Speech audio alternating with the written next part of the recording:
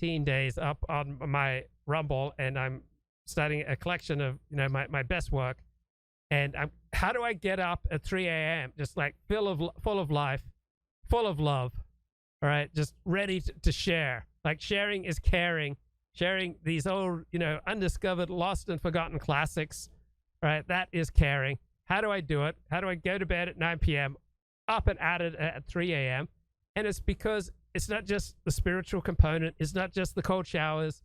It's not just the modafinil. It's not just the beef organ capsules. It's not just 12-step sponsoring and being sponsored. It's not just 12-step meetings. It's not just prayer and meditation. It's not just healthy amounts of exercise and healthy food and drinking green drinks. No, there are a lot of beautiful women in my life. And I flirt with them, and I talk with them, and I sing and dance with them. Sometimes I even touch them, but only in a wholesome way. They will be the first to tell you that my touch is much more benedictory than penetrative, to quote the history boys.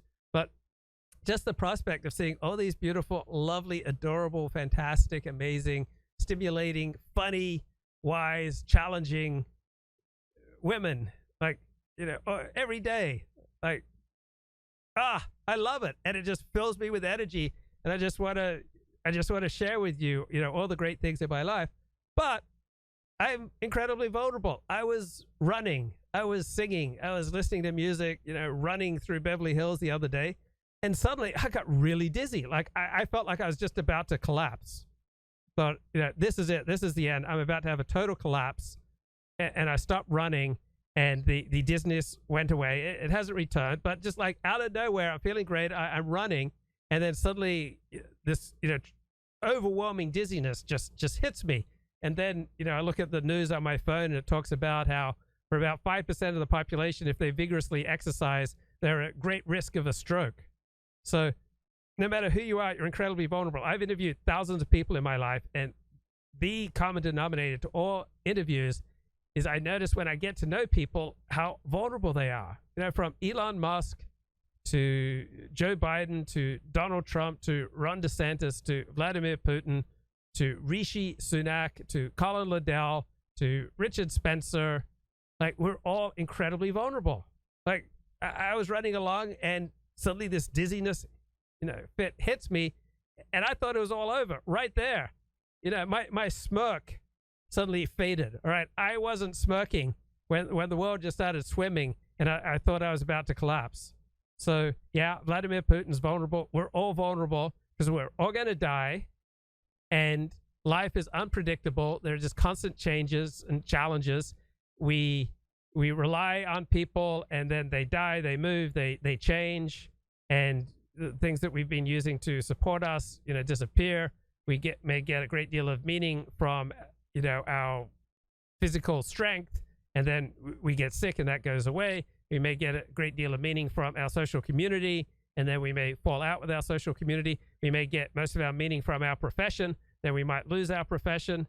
Like, we may get a great deal of meaning from our family, and then we become alienated from our family. So yeah, Vladimir Putin is vulnerable. Everybody's vulnerable. You're vulnerable. I'm vulnerable. It could all end tonight. So let's get, I like this guy, Vlad Vexler. I played a little bit of him yesterday. Pathetic and wobbly Talking about Putin. speech. I've written it in the form of a Twitter thread that will actually help us, as always, get through the points quickly. It lasted just over 5 minutes, I think. Putin's speech reveals weakness and new possibilities, is just the old point, for the politicization of the Russian space. Don't exaggerate this. Don't think that the depoliticized blob in the middle is going to dissolve, or that there's going to be a revolution in Russia. Not at all.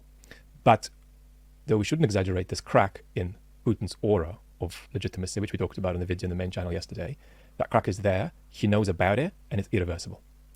Still, I see that Putin is feeling incandescent rage at Prigozhin. This image of a dictator overthrown via a mutiny of a certain kind, a mutiny that's got out of control, is an ultimate nightmare for Putin. So he feels incandescent rage at Prigozhin. That came through again. Betrayal is the highest moral crime for Putin, and his relationship with betrayal is traumatic, in my view. Now, of course, Prigozhin wasn't trying to replace Putin, but Prigozhin generated a potentially revolutionary situation. That's how I'd put it. And if that situation had gone further, it's not clear what Prigozhin would have done, although the odds are that he would have been handled eventually by the state and by the regime. But I'm saying here, Putin spoke as though Prigozhin's march presented an existential threat to his life. I'm confident about that psychological observation about Putin. He spoke with the wobbliness of somebody who felt that his power was in danger, and his life relatedly too.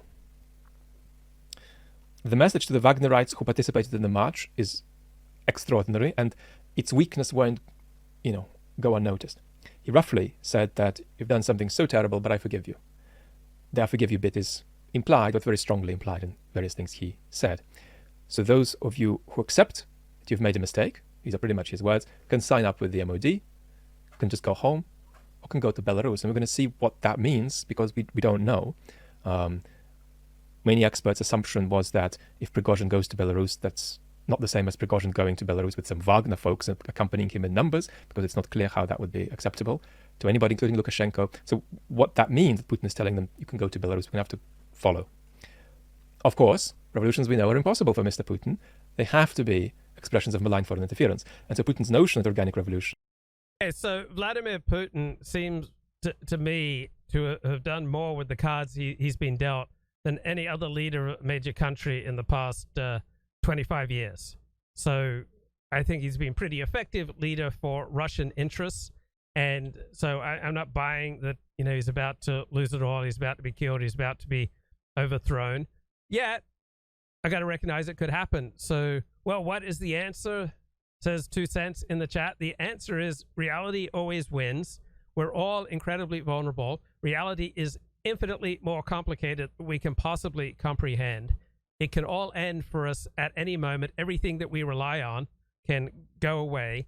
And here's the answer. One answer to your question. There are 4 stages of life that we're always just moving into and out of, right? Where there's one stage which is just vulnerability.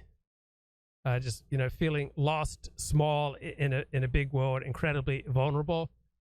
There's the stage of feeling, grandiose, where you've really, got the world at your feet. There's the stage of mastery where you're learning. There's a stage of just utter helplessness.